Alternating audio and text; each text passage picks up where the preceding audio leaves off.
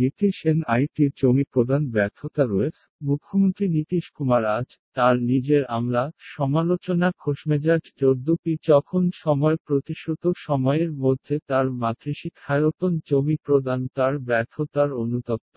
নীতিশ প্রকৌশল বিহার কলেজে ফ্রি ও প্রযুক্তি ন্যাশনাল ইনস্টিটিউট এনআইটি যে এখন থেকে একটি 1972 ব্যাচের ইলেকট্রিক্যাল ইঞ্জিনিয়ার। আমি কেবল প্রতি বছর আমি আমার মাতৃশিক্ষায়তন পরিদর্শন আমার প্রতিশ্রুতি পুনরাবৃত্তি বিব্রত পেতে নীতিশ এনআইটি এর অ্যালমনাই দেখা বলেন, যা তিনি প্রায় সবসময় প্রচার করত। আমি অনেক স্মৃতি এই প্রতিষ্ঠানের সঙ্গে যুক্ত আছে। আমি সত্য বলিয়া স্বীকার করা যে আমি এতদূর প্রতিষ্ঠানে আমার প্রতিশ্রুতি পূর্ণ করতে পারেনি দুঃখ অনুভব করছি।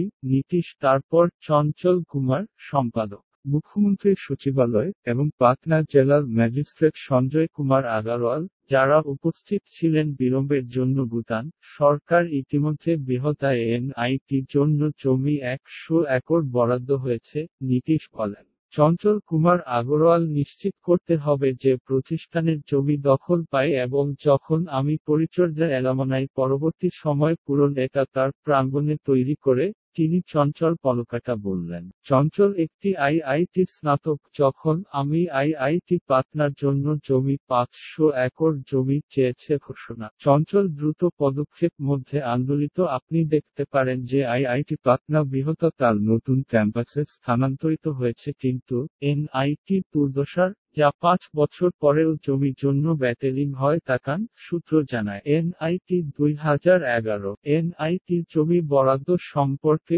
অভিপ্রায় রাজ্য সরকারকে চিঠি গ্রহণ করেছে ইতিমধ্যে নতুন ক্যাম্পাসের সীমানা প্রাচীর নির্মাণের জন্য দেওয়া হয়েছে রুপি 7 কোটি কিন্তু কাজ জমির কিছু অংশে বিতর্কের কারণে মুলতুবি করা